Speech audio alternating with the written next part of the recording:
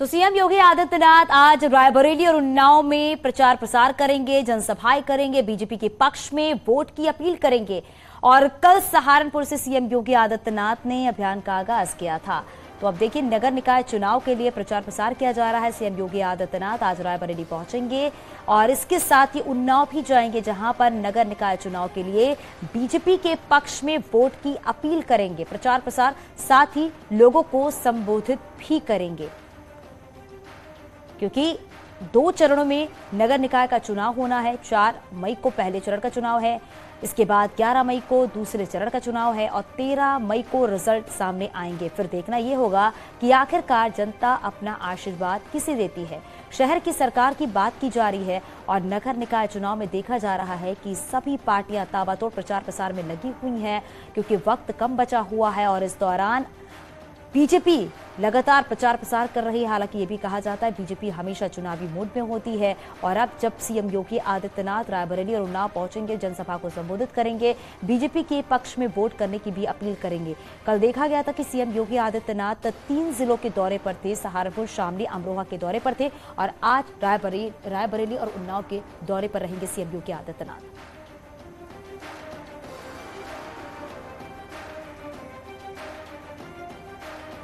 और रायबरेली से हमारे सहयोगी मोहन कृष्ण हमारे साथ लाइव जुड़ गए हैं, साथ ही उन्नाव से हमारे साथ अनुज भी हमारे साथ जुड़ गए हैं। मोहन, जरा आप बताइएगा, सीएम योगी आदित्यनाथ आज रायबरेली पहुंचेंगे, जनसभाओं को संबोधित करेंगे और बीजेपी के पक्ष में वोट करने की अपील भी करेंगे। किस तरह का माहौल वहां पर देखने को मिल रहा है आपको?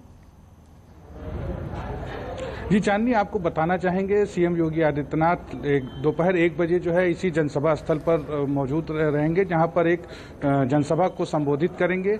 यहां पे जो बीजेपी के जो प्रत्याशी हैं शालिनी कनौजिया, उसके साथ जो अन्य जो 9 नगर पंचायतें हैं उनके प्रत्याशियों के पक्ष में माहौल बनाएंगे और एक जनसभा को संबोधित करेंगे। आप पीछे हम अपने दर्शकों को दिखाना चाहेंगे कि पीछे विशाल पंडाल बनाया गया है और अभी जो मुख्यमंत्री के दौरे से पहले उनकी तैयारियों को अंतिम रूप देने की तैयारी चल रही है। जिले के आला अधिकारी, बीजेपी के पदाधिकारी लगातार यहां का दौरा कर रहे हैं और आपको बता दें कि बीजेपी के लिए जो निकाय का चुनाव है इतना महत्वपूर्ण है कि रायबरेली के जो प्रभारी मंत्री प्रतिभा शुक्ला हैं, जो स्वतंत्र प्रभार राज्य मंत्री दिनेश सिंह हैं, वो नामांकन के दिन से रायबरेली में लगातार डेरा जमाए हुए हैं। और चूंकि ये जिला रायबरेली जो है स्वतंत्र प्रभार राज्य मंत्री दिनेश सिंह का गृह जनपद है, उससे उनकी प्रतिष्ठा भी जुड़ी हुई है और जो उम्मीद की जा रही है इस जनसभा में लगभग जो है ये जो मैदान है 5000 कुर्सियां डाली गई, उससे ज्यादा के भीड़ आने की संभावना जो है बीजेपी के कार्यकर्ता। बिल्कुल मोहन, आप हमारे साथ बने रहिए। अनुज भी हमारे साथ जुड़ गए। अनुज, जरा अभी वहां की तस्वीरें दिखाइए, किस तरह से तैयारियां वहां पर देखने को मिल रही हैं, क्योंकि आज उन्नाव के दौरे पर भी रहेंगे सीएम योगी आदित्यनाथ, जनसभाओं को संबोधित करेंगे क्योंकि वक्त कम बचा हुआ है।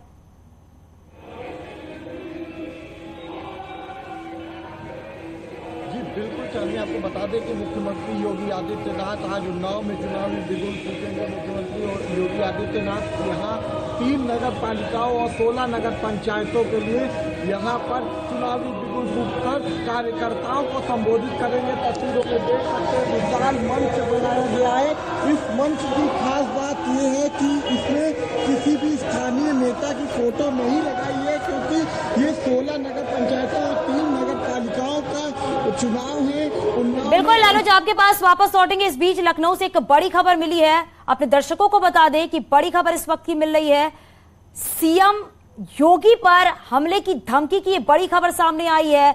यूपी 112 के व्हाट्सएप नंबर पे धमकी की बात सामने आई है। 24 अप्रैल की रात धमकी दी गई। सुशांत गोल्फ सिटी थाने में मुकदमा दर्ज हुआ है। यूपी के 112 के ऑपरेशन कमांडर ने दर्ज कराई एफआईआर। आरोपी का नंबर ट्रेस करने में पुलिस जुटी हुई है। ये बड़ी खबर इस वक्त की मिल रही है लखनऊ से, जहां पर सीएम योगी पर हमले की धमकी मिली है। यूपी 112 के व्हाट्सएप नंबर पर यह धमकी मिली है। बताया ये जा रहा है कि 24 अप्रैल की रात धमकी दी गई है। ये बात सामने आई है।